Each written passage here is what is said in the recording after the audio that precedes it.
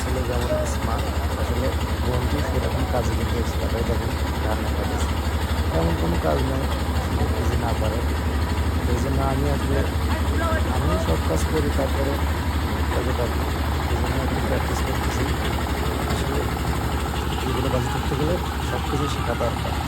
আর আর এই জন্য আমি একটু প্র্যাকটিস করতেছি। দেখেন কুড়িগ্রাম জেলায় যে এত সুন্দর ধান হয়েছে, আর এই ধান কিন্তু অবশ্যই কাটাকাটি শুরু হয়ে গেছে। এই জন্যই বর্তমানে ধান কাটাকাটি করতেছে। দেখেন ধান ভাঙানোর কাজ আসলে এক কাজে প্রতিদিন মন বসে না সহজে। এই জন্য কাজ একটু পাল্টাপাল্টি করলে মনটা ভালোবাসে। এখন একটু কাজের পরিশ্রম বেশি, তো এখন এই কাজটা কয়েকদিন করলে আবার অন্য কাজে আবার মন বসবে। এই জন্যই মূলত নিজের শরীরটা একটু চর্চা করতেছে। এই দেখেন এই দেখেন বন্ধু ছেলে এ কিন্তু কাজে খুব এক্সপার্ট।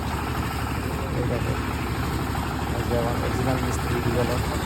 এই দেখেন আসলে ৩ ঘন্টা ধান দিয়ে কিন্তু একসঙ্গে তুলে নেবে। আমরা দুইজনে কমপ্লিট করছি। ঠিক আছে, সবাই ভালো থাকবেন।